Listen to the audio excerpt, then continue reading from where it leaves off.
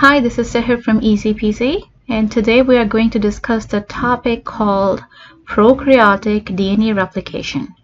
Please bring a paper and a pen with you because today we are going to discuss a lot of different terminologies that might confuse you in the end. So if you make notes with me, it will be a lot easier for you guys to remember it. Okay? Now let's start. So before we start to discuss the replication process, we need to understand the central dogma. Now we already know what DNA is, that is deoxyribonucleic acid. If DNA makes another DNA, then this process is called replication. If DNA makes RNA, then this process is called transcription. And if RNA makes protein with that information, then this process is called translation. Now the flow of information from DNA to RNA and RNA to protein is basically called central dogma. Now how I memorize the central dogma thing? By fantasizing this picture. And the code I generated to memorize it is this. Dog is running and playing with puppies.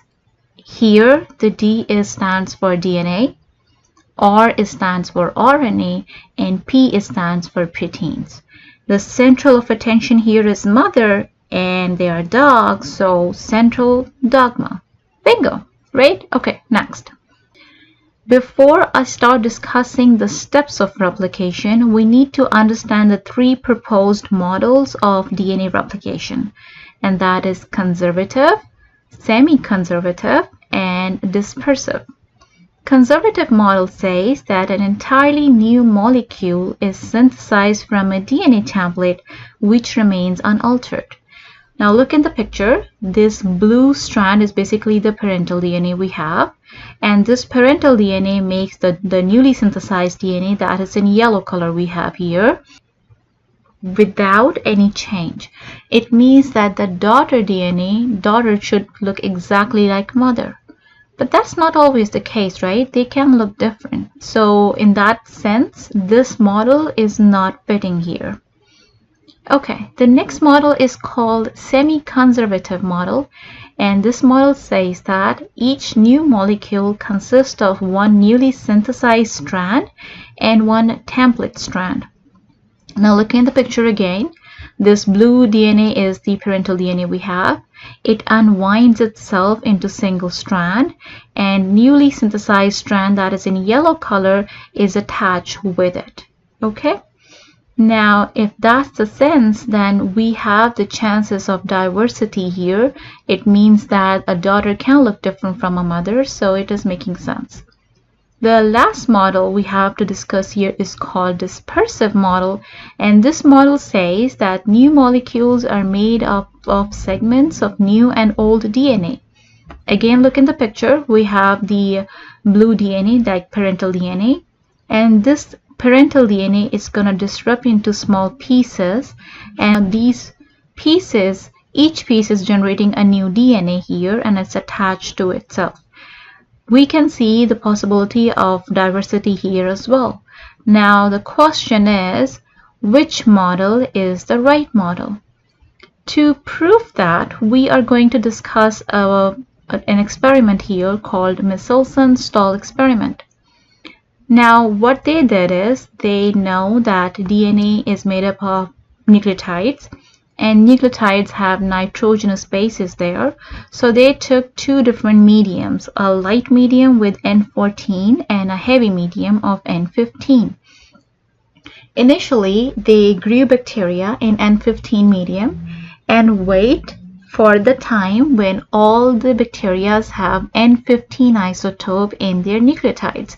So when they spin it, they found a band that is falling in the category of N15 medium. Fine. Once that's done, they change the medium from N15 to N14 and then let them grow there. Once the first replication is done, the new band they find out is falling in the center of N14 and N15 medium. Then they let them to replicate again, and in the second replication they find two different bands. The first band is falling in the category of N14, and the second band is falling in the category in the middle of the light isotope and the heavy isotope there. The third replication is showing the same results. So I'm taking the result of the first replication and the second replication, and I'm going to compare it with all the three models and find out that which model is the right one. Okay? Now these are the results. This is the actual band we found out there in the last slide, and these are the models there. According to conservative, the 2 bands should be present in the first replication and 2 bands should be present in the second replication. No change.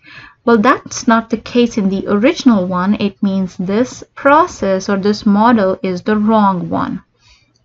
According to semi-conservative model, we should have the first band in between the N15 and N14 medium. Yeah, that's the case in the original as well. And after the second replication, we should have 2 bands. One is present in N14 and one is present in between the N15 and N14, and that's the case in the original one. So this is the right authentic process. Fine. Now look at the dispersive one. According to the dispersive model, after first replication, only 1 band should be present in between N15 and N14. Yeah, that's the case here. But after second replication, it says that there is again a 1 band should be there in between N15 and N14. Well, that's not the case in the original observations, right? So again, dispersive model is the wrong one. So which is the right model here? Semi-conservative model is the right one. Fine? Bingo. Next. Now we are going to discuss the prokaryotic DNA synthesis. For that, we need to take a prokaryotic cell. So I'm taking this and I find out that there are 2 different types of DNA present in it. Chromosomal DNA and plasmid DNA. Chromosomal DNA consists of all those genes that is essential for living under normal conditions. Just like a bacteria needs to eat, it needs to remove the waste products, it needs to divide, these kind of things is present in normal conditions. So all the genes that it's needed for these processes are present in chromosomal DNA. While plasmid DNA consists of additional genes, and these genes are basically used for certain conditions and situations. For example, bacteria is living in a condition where the temperature is too high. To survive in that temperature, bacteria use additional genes of the plasmids to survive. Or if the pH is changed, again, in order to survive, bacteria use the additional genes. Or if this bacteria is present inside a human body and a human is taking a medicine in order to kill it, and he or she does not complete the course. Now bacteria know which thing is coming to kill it, right? So they start to make changes in the plasmid DNA to create resistance in order to fight that medicine. Fine? Okay, so all these circumstances are specific, and for that, to fight against those circumstances, plasmid DNA comes in handy. Fine? Okay. Now, the DNA synthesis. So you can see in this picture that the red DNA is the parental DNA and the blue DNA is synthesizing from it. So I will take the red circle here from that picture. Now the question is, how would I know that from which point the replication starts? Right? That's a valid question. So if you take a closer look at the DNA of this prokaryote, you will find a specific thing, a specific part there, and that part is called origin of replication, or ORI. Fine? Now if you take a closer look at this ORI thing, you will find that the nucleotides present there is common and repetitive, and that's why it's called consensus sequence. Just like here, you can see the T is here and the T is here, the A is here, the A is here, and C and G. So it's 70% they are similar. 30% differences are also present in it. The second thing that is important to notice in it is that all the consensus sequence or the origin of replication, they are really high in adenine and thymine. Now, why they are rich in adenine and thymine nucleotides there? Because adenine and thymine make 2 hydrogen bonds with each other, while guanine and cytosine make 3 different bonds with each other.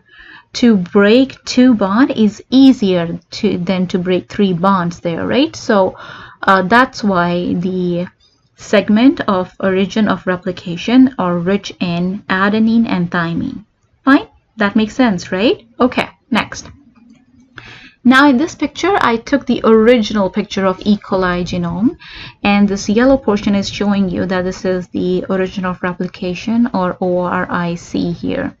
And the strand that is showing above the circle is showing you the details of this origin of replication. Now here something needs to get noticed. We have DNA A protein here, or we call it DNA A box, and DNA A protein basically attaches itself to that portion. Now once the DNA A protein attaches to it, it opens up the DNA strand there, and we get replication forks there. Okay, now keep in mind this replication fork is still present in the origin of replication, like ORI. What about the nucleotides or the DNA strands outside the ORI, right? For that, we are taking another enzyme, and that is called DNA helicases. Okay, now we are talking about prokaryotes here. So in prokaryotes, the DNA helicase we're going to use is called DNA B. And there is protein, a helper protein there to attach this DNA B with the DNA, the parental DNA there, and that protein is called DNA C. Now, up till now, we discussed about 3 different proteins. DNA A, that's going to unbind the DNA in ORI region. DNA B to open up the DNA outside the ORI region. And DNA C is helping DNA B to attach to the DNA. Okay? Bingo. Fine. Now once the strands are separated, these strands will get attached with tiny proteins there, and these proteins are called as single-stranded binding proteins. Now why they attach with the single-strand DNA there? Because they have 2 different functions. One function is to keep the 2 strands of DNA apart, and the second function is to protect the DNA from nucleases that degrade the single-stranded DNA. Okay, that's why these proteins are attached, to protect the single-stranded DNA. Okay, once that's done, I'm just taking the whole foreground. Now once that's done, we know we open up the DNA here. Now it's going to create a pressure on that side. So up till this portion, the DNA is supercoiled. Okay, so we call it supercoiled region, and this portion might look like this. Okay, if that's the case and nothing is going to take care for that situation, we can find out a lot of different unwanted breakage in the DNA that might create mutations. Now, human body is so divine, is so complete. God made us so complete that you can see there are a lot of different things that are taking care of this thing as well. So to take care of supercoiling here, we have a protein called DNA topoisomerases. Fine. Now we have 2 different types of DNA topoisomerases. One is type 1 and one is type 2. Type 1 only produces a nick in one strand. Okay, and then unwinds it, and once the supercoiling is undone, then it's going to fix or seal it again. But if you have type 2, it's going to break both of the strands, unwind it, and once the supercoiling is undone, then it's going to seal it back again. Fine, so that's the difference between DNA topoisomerases type 1 and DNA topoisomerases type 2. In prokaryotes, especially in bacteria, sometimes in plants, the DNA topoisomerase can also be called as DNA gyrase. Okay, so if you have a word DNA gyrase there, it's nothing else, it is the DNA topoisomerase type 2 there. Okay, so these are two different names for one thing. Next is we are taking this fork. Now we know that when we discuss the structure of DNA, that it has a 3' end and it has a 5' end. So I'm just putting those here. Now the newly synthesized DNA, the direction of that strand will always be 5' to 3'. Okay, that's really, really important to understand. Now look at the strand above. That is present from 3' to 5'. It means the new one will be in that direction, right? So there will be no problem for that. And this strand is called leading strand for us. Okay, so what about this strand below? This is already itself present in 5' to 3' direction. And we said that new DNA cannot be transformed in the other direction. It always needs to form from 5' to 3' end.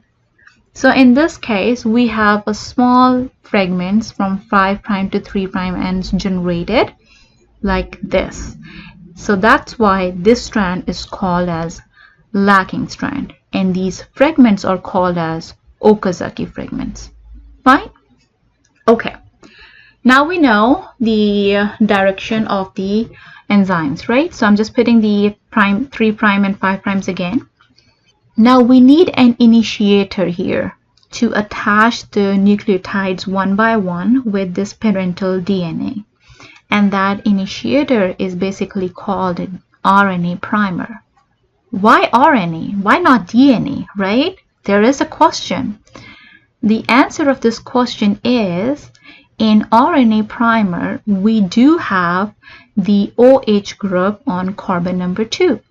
And this OH group is coming handy to attach the deoxyribonucleotide for the first time with the parental DNA. Okay, so that's why we are using RNA primer, not a DNA primer here. Now this RNA primer needs to be made by somebody.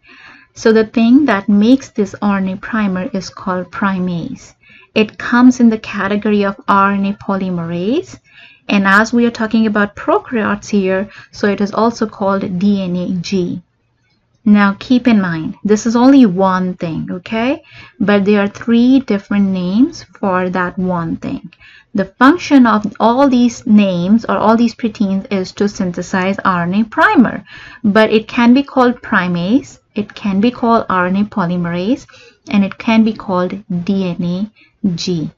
Fine? Okay. Now this RNA primer is basically having the complementary nucleotides over there. For example, the first nucleotide over here is adenine. So if this is RNA, it will attach a uracil with it. Okay? And if the second nucleotide is thymine, then it's going to attach adenine with it. So on and so forth. Fine. Now this RNA primer can be 10 nucleotides long.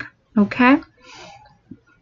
I didn't put 10 nucleotides here because I need to discuss other things as well, but I can tell you that normally they are approximately 10 nucleotides long there. Fine?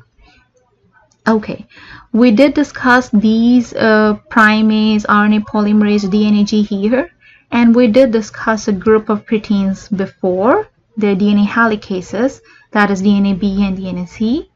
All these proteins collectively called as chromosome. So if you have a terminology called primisome, it's nothing else. It's just a group of proteins included helicases and RNA primase there.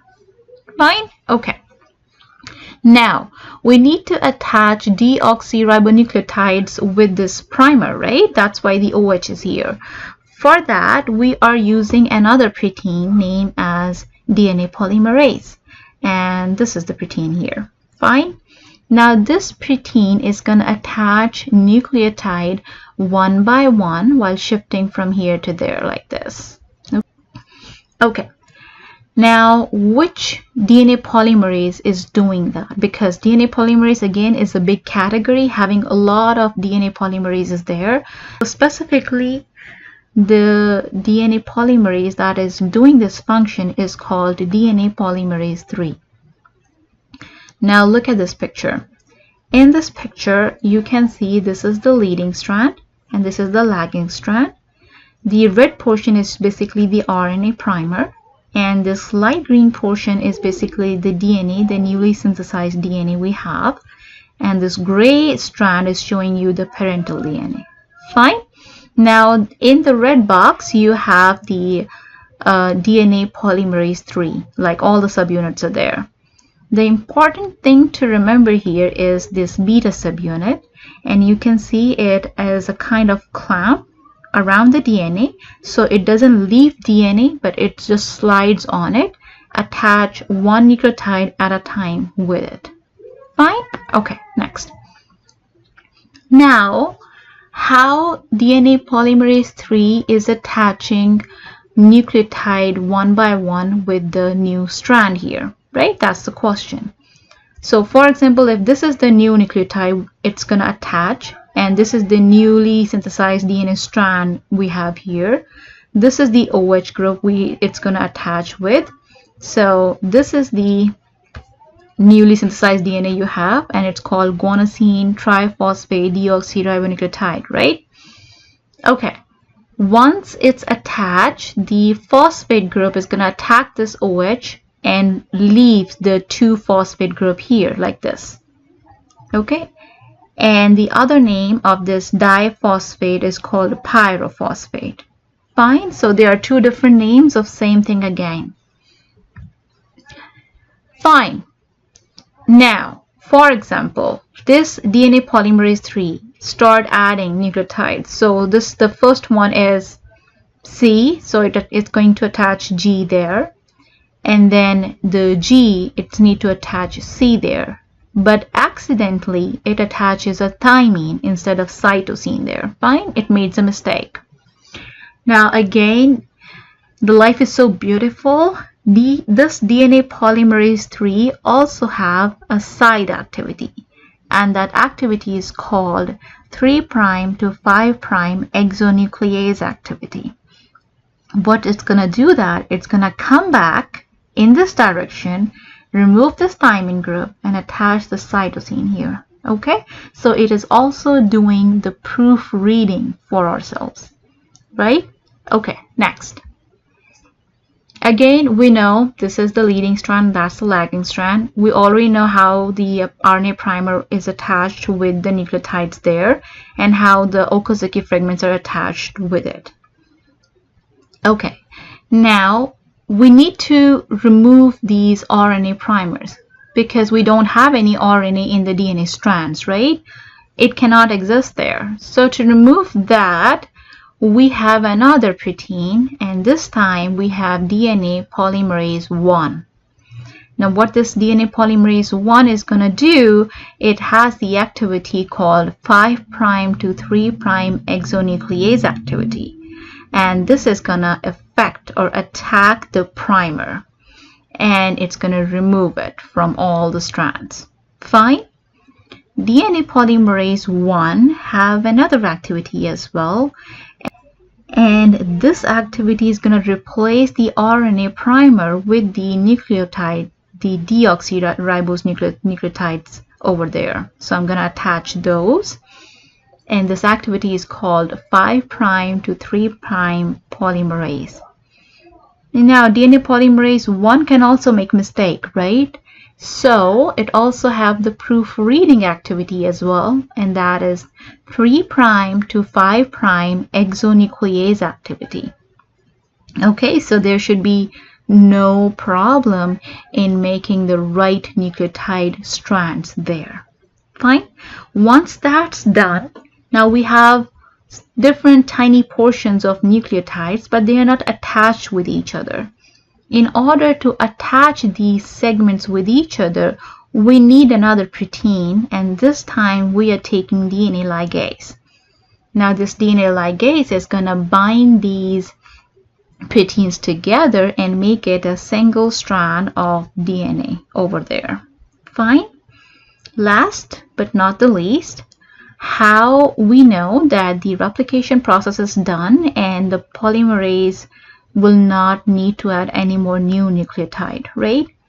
For that, in prokaryotes, we have another protein, and this protein is called terminus utilization substance, or TUS.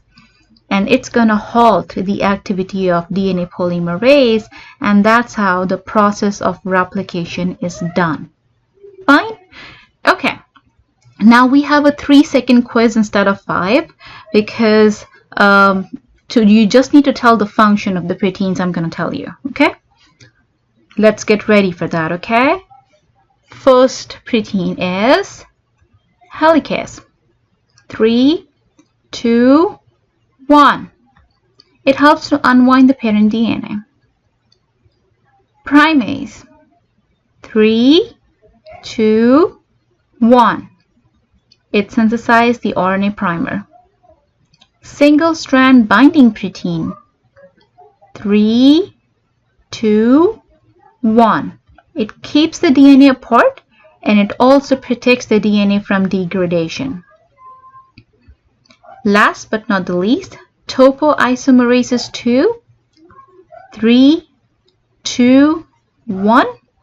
It's gonna relieve all the supercoiled regions of DNA while the DNA is coming apart. Okay? Thank you very much. If you like this video, hit the like button. If you want to share your feelings with me, just put it in the comments, and please subscribe my channel. Thank you. Bye-bye.